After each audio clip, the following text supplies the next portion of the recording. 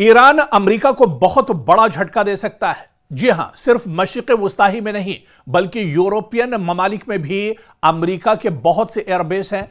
पूरे यूरोपियन ममालिक की अगर बात की जाए, यूरोपियन ममालिक से मुतालिक मेरा कहने का मतलब यह है कि जो खासतौर से नेटो ममालिक हैं, इन नेटो ममालिक में भी अमेरिका के एयरबेस कायम है। नेटो ममालिक में भी अमेरिका के लाखों सैनिक जो हैं वो एक तरह से तैनात हैं और इन लाखों सैनिकों पर एक तरह से खतरा मंडरा रहा है। आप कहेंगे कि आखिर यूरोप के जो ममालिक हैं, इनमें अमेरिका के फौजी किस तरह से खतरे में हैं? दरअसल इसी को हम समझने की कोशिश करेंगे। तकरीबन 40 से 50 हजार जो अमेरिकी फौजी हैं, उनकी जान एक तरह से खतरे में बनी हुई है।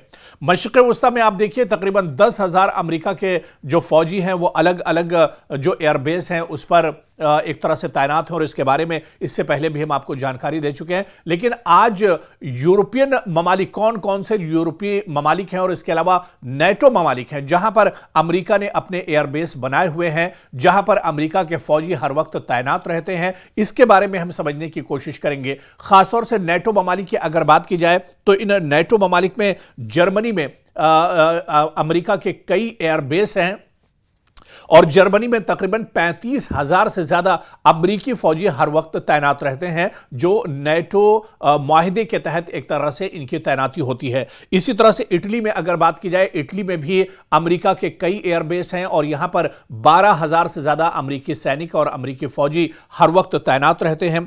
इसी तरह से बरतानिया की बात की जाए, इंग्लैंड की बात की जाए तो बरतानिया में भी 10,000 से ज्यादा अमेरिकी फौजी हर वक्त तैनात रहते हैं और इसके अलावा बरतानिया में भी अमेरिका का एयरबेस मौजूद है।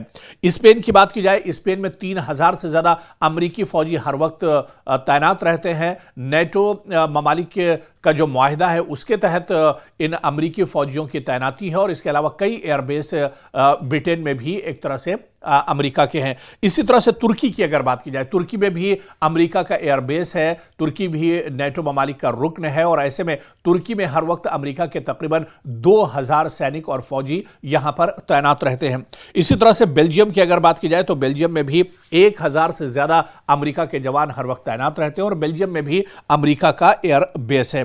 तो कुल मिलाकर अगर देखा जाए तकरीबन 1 लाख के करीब ये फौजी यूरोपीय जो ममालिक हैं और इसके अलावा जो नेटो ममालिक हैं वहां पर अमेरिका के 1 लाख फौजी हर वक्त तैनात रहते हैं।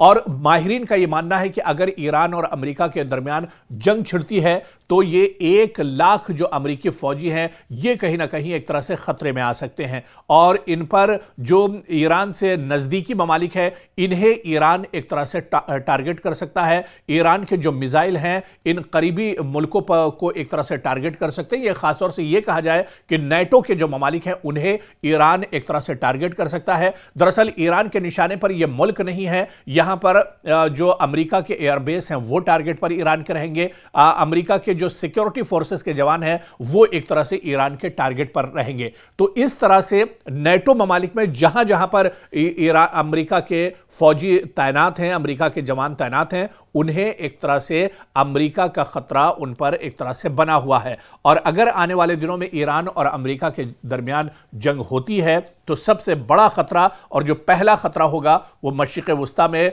जो अमेरिकी फौजी है उन पर सबसे बड़ा खतरा है। इजराइल में जो अमेरिकी फौजी हैं उन्हें बड़ा खतरा है और इसके अलावा यूरोपीय ममालिक और नेटो ममालिक में जो अमेरिका के जवान, अमेरिका के एयरबेस हैं उन पर एक तरह से बड़ा खतरा मंडरा रहा है। तो इसी वजह से कहा जा सकता है कि अमेरिका यूरोप में 40 से ज्यादा अमेरिका के फौजी अड्डे हैं, एयरबेस हैं। अलग अलग ममालिक में ये 40 एयरबेस हैं जहां पर कई तैयारे अड्डे, जमीनी कमांड सेंटर्स, बहरी तंसीबात और नेटो ताउन के मराकिज भी अमेरिका के शामिल हैं। तो अमेरिका दरअसल दिखने में सुपर पावर तो जरूर है लेकिन पूरी दुनिया में भी उसके किसी न किसी हवाले से वो एक तरह से उसकी मौजूदगी जरूर है।